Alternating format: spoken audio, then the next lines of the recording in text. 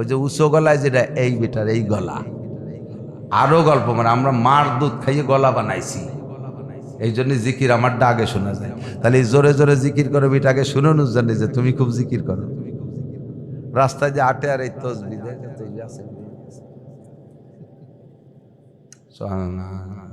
নাইছে নাইছে তসবি নাচাই নাচাই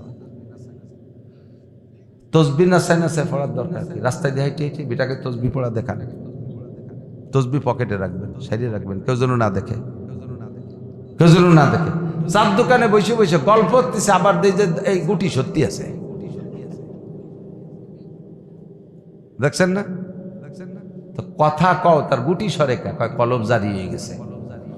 তো কলব জারি যদি হয় তা মালা লাগবে কি জন্য? কলবের কাজ কলবে করতে থাকতো, তোমার মালা সানানোর কি দরকার? তসবি রাখবেন, এর মধ্যে 33 একটা তসবি আছে না, তসবি ফাতেমি, এটা পড়ার জন্য।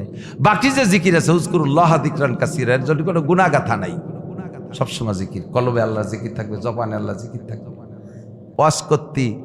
ওয়াজ করতে আসতে তিনা তুসু একটা টুপি লাগবে, তার উপরে রুমাল, তার উপরে আবার টায়ার একখান পেশায়, সৌদি আরবের টায়ার। আবার ওয়াজ করতে আবা বোরকা লাগে, বিটিকে বোরকা, সৌদি আরবে লাগে আবা একটা লাগে। ওয়াজ করতে বোরকা লাগে কোন জায়গায়? ওয়াজ করতে আসার সময় 3-4 ডায়েরি লাগে, ল্যাপটপ লাগে, ওয়াজ করতে লাগে কোন জায়গা? এগুলো সব ভঙ্গি, এগুলো সব কুয়ারা। ওয়াজের ফাঁকে ফাঁকে সুন্দর একটা গজল গায়ে টান দিতে হবে, বেটিকে বেড়াছিয়ে বাড়ির মধ্যে নিয়ে প্যান্ডেলে নিয়ে আসতে হবে। গজল লাগে কোন জায়গা? কোরআন শরীফে গজল নাই, বুখারী শরীফে গজল নাই, মুসলিম শরীফে গজল নাই।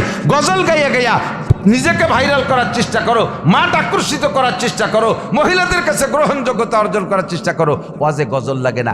এই ওয়াজে গজল, এটা ইখলাসের পরিপন্থী।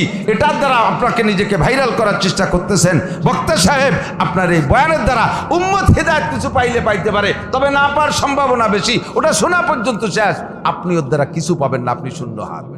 2 নম্বর, আল্লাহ এই ইবাদতের কোয়ালিটি কেমন হবে? যে কোনো ইবাদত ধরে দিলি কি তুমি নিবা? কয় না না। ওমা উমিরু ইল্লা লিয়াবুদুল্লাহা মুখলিসিনা লাহুদ্দিন। তুমি যে ইবাদত করবা ওই ইবাদতটাই হতে হবে ইখলাসের সাথে, একমাত্র আল্লাহর সন্তুষ্টির জন্য, মানুষকে খুশি করার জন্য করলে হবে না। ওয়ালা ইউশরিক বিইবাদাতি রাব্বিহি আহাদা। এদিক তাকান, আমি মাওলানা নাসির ওয়াজ করি, আমার ওয়াজটাও ইবাদত, আমার ওয়াজও ইবাদত। যদি এই ওয়াজটা হয় আপনাদের কিছু শেখানোর উদ্দেশ্যে, আল্লাহর ওয়াজতে কিছু শেখানোর উদ্দেশ্যে, তাহলেই ইবাদত। আর এই ওয়াজটা যদি হয় আমি ভাইরাল হওয়ার জন্য, ভালো ওয়াজ করতে পারলে পয়সা ভালো দেবে, ভালো ওয়াজ করতে পারলে আরো দাওয়াত হবে, এই ভালো ইউটিউব দিয়ে আমি ভাইরাল হতে থাকবো, এই উদ্দেশ্য যদি হয়, আমার ওয়াজে আপনি হিদায়াত পেয়ে জান্নাতে যাবেন, আমি মাওলানা শূন্য হাত খালি হাতে পাছা থাবড়াতে থাবড়াতে জাহান্নামে যাব। ওয়াজ করতে আসতে তিনা তুসু একটা টুপি লাগবে, তার উপরে রুমাল, তার উপরে আবার টায়ার একখান পেশায়, সৌদি আরবের টায়ার। আবার ওয়াজ করতে আবা বোরকা লাগে, বিটিকে বোরকা, সৌদি আরবে লাগে আবা একটা লাগে। ওয়াজ করতে বোরকা লাগে কোন জায়গা? ওয়াজ করতে আসার সময় 3-4 ডায়েরি লাগে, ল্যাপটপ লাগে, ওয়াজ করতে লাগে কোন জায়গা? এগুলো সব ভঙ্গি, এগুলো সব কুয়ারা। ওয়াজের ফাঁকে ফাঁকে সুন্দর একটা গজল গায়ে টান দিতে হবে, বেটিকে বেড়াছিয়ে বাড়ির মধ্যে নিয়ে প্যান্ডেলে নিয়ে আসতে হবে। গজল লাগে কোন জায়গা? কোরআন শরীফে গজল নাই, বুখারী শরীফে গজল নাই, মুসলিম শরীফে গজল নাই। গজল গাইয়া গাইয়া নিজেকে ভাইরাল করার চেষ্টা করো, মাঠ আকর্ষিত করার চেষ্টা করো, মহিলাদের কাছে গ্রহণযোগ্যতা অর্জন করার চেষ্টা করো। ওয়াজে গজল লাগে না। এই ওয়াজে গজল, এটা ইখলাসের পরিপন্থী। এটার দ্বারা আপনাকে নিজেকে ভাইরাল করার চেষ্টা করতেছেন। বক্তা সাহেব আপনার এই বয়ানের দ্বারা উম্মত হিদায়াত কিছু পাইলে পাইতে পারে, তবে না পাওয়ার সম্ভাবনা বেশি। ওটা শোনা পর্যন্ত শেষ, আপনি ওর দ্বারা কিছু পাবেন না, আপনি শূন্য হাত। আখলিস দীনাকা ইয়াকফিকাল আমালুল কলিল। নবী পাক বলেন, তোমার প্রত্যেকটা কাজের ভিতরে ইখলাস তৈরি করো। যাহা করবো, ইখলাস কাকে বলে? যা করব কার জন্য? ওয়ালা ইউশরিক বিইবাদাতি রাব্বিহি আহাদা। হজ করে আসার পরে নামের শুরুতে আলহাজ না লিখলি উনি রাগেতে ফুলে ট্যাম হয়। তাহলে এই হজ করছো কি পোস্টারে আলহাজ লেখানোর জন্য? এই যে হজ করছো পোস্টারে আলহাজ না লিখলি ফলো, এটা তুমি দুনিয়ায় এই আলহাজ লেখানোর জন্য হজ করছো, এই হজের বিনিময়ে কিচ্ছু পাবা না। আপনি তো আগে মসজিদে আসতেন না, এখন তো নিয়মিত মসজিদে আসেন, নামাজ কালাম পড়েন। ঘটনা কি? কয় যে বিটিকে জ্বালায় বাড়ি, তার কায়দা আছে নাকি? তাহলে যে মসজিদে আইছে নামাজ পড়তে আল্লাহর জ্বালায় না, বিটিকে জ্বালায়, মহিলাকে জ্বালায়। কথা কন, এই নামাজ কি আল্লাহর জন্যই না মহিলাকে জন্য? কথা কন না কে? আমি চোখে আঙ্গুল দিয়ে ধরাই দেই, মখলুককে বলা হয় শিরিক ফিল ইবাদত। আল্লাহর সাথে, আল্লাহ ছাড়া অন্য কের জন্য যে ইবাদত করেন, ইবাদতের ভিতরে গুলুট হয়ে গেছে, ইবাদতের ভিতরে ভেজাল হয়েছে। তার প্রমাণ, আপনি তো দাড়ি রাখতেন, এখন যে সুন্দর দাড়ি রাখছেন, এই বয়সে দাড়ি না রাখলে মানসি কি কয়? তাহলে এই যে দাড়ি রাখছেন, এটা আল্লাহ কি কয় সেজন্যই না, রসুল কি কয় সেজন্যই না, মানসি কি কয় সেই জন্যে। এই দাড়ি কি আল্লাহ আল্লাহ রসুলের জন্য ইবাদত হয়েছে? এ দাড়ি আপনার রাখাও হয়ে যাবে, খাইজো রিসুল করে যা, আবার খাইজোতেই থাকবেন, কোনো নেকি পাবেন না, কারণ ও দাড়ি আল্লাহ আল্লাহ রসুলের জন্য রাখে না, ওটা মানসিক কি কয় সেই জন্য। আপনি তো এখন পাঞ্জাবি যুব্য পরেন, আপনারা যদি দেখতাম প্যান্ট শার্ট পরতেন, বুড়ো বয়সে প্যান্ট পরলি মানসিক কি কয়, এই জন্য পাঞ্জাবি পরছি। তাহলে পাঞ্জাবি যুব্য বুড়ো বয়সে আল্লাহ আল্লাহ রসুল কি কবে সেজন্য না, মানসিক কি কয় প্যান্ট পরলে সেই জন্যে। এই যে পাঞ্জাবি যুব্য পাগড়ি পরছেন, এটা ইবাদত হই নেই, এটার দ্বারা আপনি কোনো নেকি পাবেন না। মানুষ মারা যাওয়ার পরে 7 দিনের দিন মিলাদ দিয়া শরীয়তে নাই, এ কথা শুনে নেছেন, বুঝে নেছেন। বাপ মারা যাওয়ার সাথে সাথে এলান দিয়েছেন, আজকে কি বার? সোমবার, মঙ্গল, বুধ, বৃহস্পতি, শুক্র। আগামী শুক্রবার আপনারা সবাই আমাদের বাড়ি আসবেন, দুপুরবেলা খানা দানা খাবেন, আমার আব্বার জন্য দোয়া করবেন। যদি বলা হয় যে সেদিন না শুনলি যে হুজুর কইলে এটা করা যায় না, এটা বেদাত, তা আবার এক করতে গেছিস, বুঝি তো একটু কিছু না করলে মানসিক কি কয়, একটু কিছু না করলি। তাহলে এই যে 2 গরু জবৈদে জম্মের খান খাওয়াইছেন, এটা আল্লাহর জন্য, এটা মানসিক কি কয় তাই ঠেকানোর জন্য, এটা ইবাদতই নেই। যদি এটা করেন তাহলে এরও পদ্ধতি আছে। হ্যাঁ, গরু খাওয়াবেন, দিয়ে দেন, যশোর রেল স্টেশন মাদ্রাসা একটা দিয়ে দেন, নোয়াপাড়া মাদ্রাসা একটা দিয়ে দেন, ওরা খাক। তার গায়ে খাওয়ালি তো মানসি দেয় না, সেই প্রশংসা ঠুকতে হলো না। মসজিদ করে সে জায়গা ব্যানার, মাদ্রাসা করে সে জায়গা নিজের নেম প্লেট, নিজের নামে সাইনবোর্ড, কি দরকার আছে? সাইনবোর্ড লেখা হবে আরশে আজিমে, আমারও জায়গা কিচ্ছু থাকবে না। যাহা করব, মসজিদ করব, মসজিদে জায়গা দেবো ফি সাবিলিল্লাহ, মাদ্রাসা করব, জায়গা দেবো ফি সাবিলিল্লাহ। ওর মধ্যে আমার কোনো দড়ি ধরে টানাটানি নাই, দেবো তো দেবো। আর দেওয়ার ভিতরে যদি প্যাঁচ থেকে যায়, তাহলে এটা কি বলা হয়, ইখলাসের পরিপন্থী হবে, এটা ইবাদত হবে না। যাহা করব সম্পূর্ণ কার জন্য? জোরে বলেন কার জন্য? মাদ্রাসা করব কার জন্য? মসজিদ করব কার জন্য? তবলিগে যাব আল্লাহর জন্য, পীরের কাছে যাব আল্লাহর জন্য, ফরজ ওয়াজিব আল্লাহর জন্য, দান খয়রাত আল্লাহর জন্য, ইবাদত বন্দেগী আল্লাহর জন্য, তিলাওয়াত করব আল্লাহর জন্য। এই মসজিদে মাঝে মাঝে দেই যে জিকির হয়, আসে 4 দোকানে গল্প মারে, এই তোমরা কি জিকির হালকায় যাও? যাইনি থাকে, তুমি যাও। আমি যাইনি, তাই জোরে জোরে জিকিরটা কিডা হারে, ওই যে উঁচু গলায় যেটা, এই বেটার এই গলা।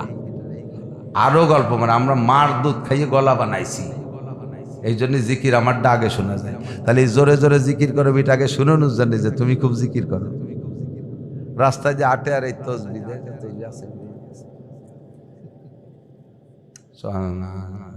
নাইছে নাইছে, তসবিহ নাচাই নাচাই, তসবিহ নাচাই নাচাই পড়ার দরকার কি? রাস্তায় দিয়ে হাইটে হাইটে বেটাকে তসবিহ পড়া দেখা নেই, তসবিহ পকেটে রাখবেন, সাইডে রাখবেন, কেউ যেন না দেখে, কেউ যেন না দেখে। 4 দোকানে বসে বসে গল্প করতেছে, আবার দেই যে এই গুটি সত্যি আছে, দেখছেন না? তো কথা কও, তার গুটি সরে কয় কলব জারি হয়ে গেছে। তো কলব জারি যদি হয়, তা মালা লাগবে কি জন্য? কলবের কাজ কলবে করতে থাকতো, তোমার মালা সানানোর কি দরকার? তসবিহ রাখবেন, এর মধ্যে 33 একটা তসবিহ আছে না, তসবিহ ফাতেমি, এটা পড়ার জন্য। বাকি যে জিকির আছে, উযকুরুল্লাহ যিকরান কাসীরা, এর জন্য কোনো গুনাহগাথা নাই, সবসময় জিকির, কলবে আল্লাহ জিকির থাকবে, জবানে আল্লাহ জিকির থাকবে। যে কোনো ইবাদত করব, কোয়ালিটি হবে এক পিওর ফ্রেশ। 1 বস্তা টাকা নিয়ে বাজারে গেছেন, একখান জাল, একখান ফুটো, একখান কোনা পোড়া, একখান ফাটা, একখান ছেড়ে, একটা নাম্বার নাই, একটা সুতো উঠে গেছে, ওই টাকায় দিয়ে আপনি মাল কিনতে পারবেন? নামাজ পড়ছেন, নামাজে সুতো উঠে গেছে, রোজা রাখছেন, তার 1 পুরা ফুটো হয়ে গেছে, হজ করছেন, তার পাশে খানিক ছিঁড়িয়ে গেছে, জাকাত দিয়েছেন, তার মাঝখানে পুরা রং বাহানো ফুটো ফাটা হয়ে গেছে। এই ইবাদত দিয়ে আপনি জান্নাত পাবেন না। ইবাদত হইতে হবে ফ্রেশ, পরিষ্কার পরিচ্ছন্ন, পিওর ইবাদত হইতে হবে। এটা হলো ইবাদতের কোয়ালিটি। বেশিক্ষণ আর নাচাবো না। 3 নম্বর হলো আল্লাহ এই কত ইবাদত করব কতদিন, ইবাদত কি আগে তাই কর, তারপরে টাইমটা শুনবানি। ইবাদত আবার সহজ, এদিক দেখেন, ইবাদত আবার জম্মের সহজ, বলবো ইবাদত আবার কঠিন না, ইবাদত আবার সহজ। তাহলে আগে টাইমটা শুনে নেই, তারপরে ইবাদত শুনবো। টাইম কতদিন? আমি তো গত রমজানের রোজা রাখছিলাম, সামনে রমজানও কি রাখতে হবে? কথা কয় না। যদি আগামী রমজান বাইচে থাকেন, রমজান পান, তাও কি রোজা রাখতে হবে? এই রমজান তো ছিলাম, সামনে রমজানও রাখতে হবে। গত শুক্রবারে জুমো পড়ছি, সামনে শুক্রবারে পড়া লাগবে। গত বছর জাকাত দিছি, আগামীবারও দিতে হবে যদি পয়সা থাকে। গতবার কুরবানি করছি, সামনেবার পয়সা থাকলে করা লাগবে। এই ইবাদত কতদিন তুমি টাইম করে দাও। আল্লাহ পাক বলেন ওয়াবুদু রাব্বাকা হাত্তা ইয়াতিয়াকাল ইয়াকিন।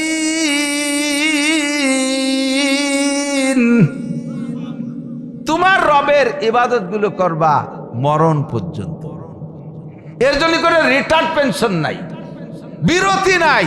সাবালে ঘর পর থেকে নিয়ে মরণকাল পর্যন্ত নামাজ, মরণকাল পর্যন্ত রোজা, একেবারে 24 ঘন্টায় হায়াতের 70 বছরের 70 বছর, বছরের 365 দিনে 365 দিন, মাসের 30 দিন, ডেলির 24 ঘন্টা, ঘন্টার 60 মিনিট, মিনিটের 60 সেকেন্ড, প্রত্যেকটা মিনিট সেকেন্ড থেকে নিয়ে হায়াতের শেষ পর্যন্ত একটা সেকেন্ডও ইবাদত ছাড়া অন্য কিছু করতে পারবা না। তাহলে এই জায়গায় একটু ঝামেলা হয়ে গেল না? আল্লাহ এত এত ইবাদত করবো, তাতে ঘর সংসার সব সাইডে দিয়ে চলে যাওয়া লাগে। আল্লাহকে এই জায়গায় তুমি মজার কথা না, তোমার কিচ্ছু ছাড়া লাগবে না। নমি গইয়াম কে আজ দুনিয়া জুদাবাস বাহার কারে কে বাসি বা খুদাবাস। তোমারে কই না ব্যবসা বাণিজ্য ঘর বাড়ি ছেড়ে দিয়ে তুমি বঙ্গোপসাগরের স্তরের পর যে খানকা বানায় ইবাদত করো, পার্বত্য চট্টগ্রামের পাহাড়ের চূড়ার পর বসে ইবাদত করো। তোমারে বলি না আটলান্টিক মহাসাগরে চলে যাও। তোমারে বলি না বছর ভরে তবলিগি বাড়ি সাড়ি ছেড়ে দিয়ে চলে যাও ইবাদত করতে। তোমারে বলি না 12 মাসকাল মসজিদে বসে ইতিকাফ করো। তোমার ইবাদতের নিয়ম জেনে নাও, ইবাদতটা জেনে নাও। ইবাদত হলো মা তাকুমুর রাসূলু ফাখুযুহু ওয়া মা নাহাকুম আনহু ফান্তাহু। তোমার প্রত্যেকটা কাজ সেকেন্ড থেকে হায়াতের শেষ পর্যন্ত সব কাজে তুমি ইবাদত বানাই ফেলতে পারবা। দুইটা দিক লক্ষ্য রাখবা, সেটা হলো আমার নবী যে কাজ যেভাবে করতে বলে ওই কাজটা ওইভাবে করো, আর যে কাজটা যেভাবে ছেড়ে দিতে বলে ওই কাজটা ওইভাবে ছেড়ে দাও। তাহলে তোমার সব কাজ মেম্বারই তোমার ইবাদত হবে, চেয়ারম্যানটা ইবাদত হবে, তোমার এমপিগিরি ইবাদত হবে, ওসি ডিসিগিরি ইবাদত হবে, পুলিশ আর্মি মিডিয়ার ইবাদত হবে, ব্যবসা বাণিজ্য ইবাদত হবে, বিয়ে শাদী ইবাদত হবে, ঘুম পায়খানা ইবাদত হবে, খানা দানা ইবাদত হবে, খেত খামার ইবাদত হবে, তোমার সবকিছু ইবাদত হবে, কোনো কিছু ইবাদতের থেকে বাইরে না। দেখো তুমি বাথরুমে যাও, বাথরুম কি ইবাদতের জায়গা? বাথরুম ইবাদতের জায়গা। ওই জায়গায় এক বস্তা নেকি নিয়ে আসবেন, সেটা হলো নবীর হুকুম আর আল্লাহর হুকুম আর নবীর তরিকায় যদি মেলে। বাথরুম আসছে তো আপনি যাবেন, বাথরুমে ঢোকার আগে নেকি নিয়ে নেন। ঢোকার আগে খালি গায়ে যাবেন না। বাথরুমে খালি গায়ে গেলে আপনার সাথে শয়তান ঢোকে, শয়তানে যাইয়া বুকের দিকে কুদৃষ্টি করে, তাতে ব্রেন কমে যায় আর কি বলা হয় দিল মারা যায়, ইবাদতের প্রতি স্বাদ থাকে না। খালি মাথায় যাবেন না বাথরুমে, কিছু না কিছু মাথায় দিয়ে যাবেন। মাথার চুলের ভিতরে জার্ম জীবাণু, বাথরুম থেকে অনেক জীবাণু মাথার মধ্যে ঢুকতে পারে। নবী পাক বলেছেন খালি মাথায় বাথরুমে যেও না, খালি গায়ে যেও না, খালি পায়ে যাবা না। এগুলো সব মুস্তাহাব, এর প্রত্যেকটা ইবাদত, প্রত্যেকটাই নেকি আছে। খালি পায়ে গেলেও জার্ম জীবাণু বাথরুমের থেকে আসতে পারে, এজন্য খালি পায়ে যাবা না। 3টে মুস্তাহাব। ঢোকার আগে ঢোকার সময় বাইরে থাকতে একটা দোয়া পড়বা, আল্লাহুম্মা বিসমিকা আমুতু আহিয়া, নাকি আল্লাহুম্মা ইন্নী আউযু বিকা মিনাল খুবুসি ওয়াল খাবায়েস। খবিস আর খাবায়েস মানে শয়তান। মানুষ যখন বাথরুমে যায় সাথে সাথে দোয়াটা না পড়লে শয়তানও বাথরুমে যায় বাথরুমের ভিতরে হাজারো প্রকার খারাপ কুপ্ররোচনা দিতে তালে থাকে। আর যখন মল ত্যাগ হয় তখন শয়তানে হাসতে থাকে, তোরা ছিলি ভেস্তে, গন্ধম খায় তোকে আগায় ছেড়ে দিছি, এই দুনিয়া এসে পায়খানা করা লাগতেছে, গন্ধম খায় আমি খাওয়াইছি। পায়খানা করলে শয়তানে খুব খুশি হয়, হাতে তালি দেয়। আর বাইরে থেকে দোয়াটা পড়লে শয়তান যাইতে পারে না, আপনার জরুরত আপনি সেরে চলে আসতেছেন। দোয়া পড়া মুস্তাহাব সুন্নাত। বাথরুমে ঢুকবেন বাম্পা দিয়ে। আরেকটা মুস্তাহাব সুন্নাত, নেকি পাবেন 100 শহীদের সওয়াব। ঢোকার পরে দরজা বন্ধ করে দিয়ে আপনি পরিমাণ মতো কাপড় খুলবেন। ফাঁকা বাথরুমের ভিতরে কেউ নাই, একা একা আছেন, পাকা পায়খানার দরজা বন্ধ দিয়ে লুঙ্গিটারে খুলে আড়ের সাথে বাজাই ধুয়ে সিগারেট একটা ধরাইয়ে সুখ টান দিচ্ছেন, আর পায়খানার দুমু আর বিড়ির দুম আর গুদ দুমে একসাথে সুস্তি তালে রয়েছেন। এটা আপনার সুন্নত না। এ জায়গা আপনি পরিমাণ মতো খুলবেন, যতটুক দরকার অতটুক খুলবেন। একা একা বলে যে আর সবটুক খুলে বসে থাকবেন তা না, যতটুক দরকার অতটুক করবেন। কারণ খেয়াল করবেন কি, আর আমি যতটুক খুলতেছি এতটুক তো প্রয়োজনে খুলতেছি, পুরো ন্যাংটা হয়ে বসে থাকবো এই অবস্থা তো আল্লাহ দেখতেছে। আল্লাহর সামনে ন্যাংটা হয়ে বসে থাকা কি বিশ্রী কাণ্ডবাণ্ড। কাজেই এ জায়গা অতখানি খোলা যাবে না, পরিমাণ মতো খুলবেন। নারী পুরুষ সকলের একই মশালা। এরপরে জরুরত চাইরা 3টে ঢিলা করবেন, 5টা ঢিলা করবেন, 7টা ঢিলা করবেন, যা দরকার ব্যবহার করবেন। পরিমাণ মতো পানি ব্যবহার করবেন। পানি ব্যবহার করার পরে বাথরুমের ভিতরে একটা অতিরিক্ত নেকড়া থাকবে, একটা গামছা থাকবে, শরীরের ভিজে জায়গাটা ওই কাপড়টা দিয়ে মুছে এরপরে পরনের কাপড়টা পরবেন। দেখবেন যে নামাজ পড়তে গেলে তাকওয়া বেশি আসবে, খুশু বেশি হবে। ওই কাপড় ওই পানি নাপাক না, ওই পানি নাপাক না, কিন্তু যদি ওইটা মুছে নেন আরো আপনার ভিতরে বেশি আত্মতৃপ্তি লাগবে ইবাদতের মধ্যে। এগুলো সব মুস্তাহাব। দেখেন ইবাদত, পায়খানার মধ্যে কি পরিমাণ ইবাদত, পায়খানার মধ্যে ইবাদত। প্রত্যেকটা কাজ যদি আল্লাহর হুকুম আর নবীর তরিকায় করেন তাহলে পায়খানাও ইবাদত। আর আল্লাহর হুকুম আর নবীর তরিকায় যদি না মেলে তাহলে ইবাদত না, নামাজও ইবাদত হবে না, গুনাহ হবে। রোজা রাখলেও গুনাহ হবে যদি আল্লাহর হুকুম আর নবীর তরিকায় না মেলে। বলবো মাগরিবের ফরজ নামাজ কয় রেকাত? 3 রেকাত না? আজকে আপনার সময় আছে, নিরিবিলি ভাবে মুসল্লিও পাইছেন ভালো কোয়ালিটি সম্পন্ন, চিন্তা করলেন সবাই বলে এনেছেন এই ডেলি 3 রেকাত পড়ে, আজকে কিন্তু সময় আছে, মন মানসিকতা ভালো, আজকে 4 রেকাত পড়বো। আগের 3 রেকাতটা নিয়মতান্ত্রিক ভাবে পড়ে 4 নম্বর রেকাতটা পড়তে যে দাঁড়াইয়া একেবারে ধ্যান খেয়ালের সাথে, আল্লাহ আমার সামনে পুলসিরাতের পর দাঁড়িয়েছি, ডাইনে আমার জান্নাত, বামে আমার জাহান্নাম, পিছনে আমার আজরাইল, তাহলে নড়াচড়া করা যাবে না। একেবারে সুরো বাকারা 2.5 পারা পড়িয়ে দিয়েছেন 4 নম্বর রেকাত। এই 4র্থ রেকাত নামাজ হবে? খালি ওই 1 রেকাত বাতিল না, সব বাতিল। অথচ নামাজ ওটার মধ্যে রুকু আছে, 39 বার মারছেন রুকুতি সুবহান রাব্বিল আযীম, আলা যাইয়ে সিজদায় যে 41 বার সুবহান রাব্বিল আলা মারিয়ে দিয়েছেন। এত ভালো করে পড়লেন তবু ওটা নামাজ না, ওটা ইবাদত না, বরঞ্চ কবিরা গুনাহ হয়েছে। কেন? আল্লাহর হুকুম আর নবীর তরিকায় মেলে নাই। কতক্ষণ রমজানে রোজা রাখছেন না? রমজানে রোজা রাখছেন, সারা রমজান রোজা রাখার পরে 30টা পুরি গেছে, ঈদের দিন সবাই খাবে না? সবাই খাওয়া খাই আনন্দ করতেছে, আপনি সে রাত্রিও সেহরি খাইয়া দিন ভরে খান নাই, রোজা। ইফতারি সামনে নিয়ে বসে আল্লাহরে বুঝাচ্ছেন, আল্লাহ তুমি একটু খেয়াল করো আল্লাহ। আজকের দিন দেখো সবাই আইডির মতো হুক্কা মারি বেড়াচ্ছে, খাই বেড়াচ্ছে, কি ভাগাল খেয়ে বেড়াচ্ছে, খাই বেড়াচ্ছে। আজকেও আমি রোজা, আজকে আমার নফসের দমন করে আমি রোজা রাখছি, আর এখন ইফতারিতে বসে তুমি আমারে কি দিবা, কি পুরস্কার আমারে দেওয়া উচিত? আল্লাহ কয় তোমার 2টি জুতোর বাড়ি দেওয়া উচিত। সাড়ে শয়তান, তোরে আজকে রোজা থাকতে কইছে কিনা? বিয়ের দিন সবাই খায়, জামাই যদি কয় আব্বা আমি খাবো না, আমি রোজা। বিয়ের দিন সবাই খায়, জামাই মুখ বুঝে বসে যে খায় না, বাবা খাও না কাকা আমি রোজা। তা বিয়ের দিন জামাই রোজা থাকলে কি শ্বশুর খুশি হয়? আজকে হলো আনন্দের দিন, খাওয়ার দিন, তোরে রোজা থাকতে কইছে কিনা? দেখেন একই রোজা, কালকে গেছে ইবাদত, আজকে সেই রোজাটা গুনাহ। একই নামাজ, 3 রেকাত ছিল ইবাদত, 4 নম্বর রেকাত লাগানোর সাথে সাথে সেটা গুনাহে পরিণত হয়েছে। প্রত্যেকটা আব্বা মারা গেছে, মরার পরে কি কি দায়িত্ব, এই দায়িত্বগুলো পালন করেন, তার নাম ইবাদত। ওর সাথে অতিরিক্ত রং চালাবেন, সেইটাই ইবাদত হবে না। কতক্ষণ ধর্মীয় যত কাজ আছে সমস্ত কাজগুলো এরকমই হতে হবে। আবার সময় সময় কেউরে একটা গালি দেওয়া ইবাদত, কেউরে একটা ঘুষি দেওয়া ইবাদত, কেউরে কোপ দেওয়া ইবাদত, কেউরে গুলি করা ইবাদত। ওই যে ইসরায়েল কি বলা হয়, ইরানের সাথে আমেরিকার যুদ্ধ লাগছে, এখন ওই জায়গা যদি ইরানিরা কয় না মানুষ মারা ঠিক হবে না, ইসরায়েলরা আইছে ওকে মারলে গুনাহ হতে পারে, এই জন্য ওরা হাত পা ধুয়ে যায় নামাজে দাঁড়ায় গেছে, আর ওরা তো বোমা মারে শেষ করে দিয়েছে।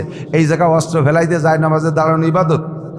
ও জায়গা ওই নেতানিয়াহুর গোষ্ঠী, ট্যাম্পের গোষ্ঠীতে ছেলি ফেলে দিতে মারি, তাহলে এই জায়গা মারার নাম ইবাদত? এ জায়গা মারার নাম, এ জায়গা মারার নাম, তাই বলে বউ মারার নাম ইবাদত না। মুখির মধ্যে গামছা ভরিয়ে দিয়ে একটু সালে সুতোই যে গরু বাড়িন বাড়ি হয়, আজকে সেদিক গেলাম না, সরি চলে আসলাম। তাহলে ইবাদত কি বলছেন? আমি বলছি না গাছের গোড়া ধরাই দেবো, প্রত্যেকটা কাজ হতে হবে আল্লাহর হুকুম।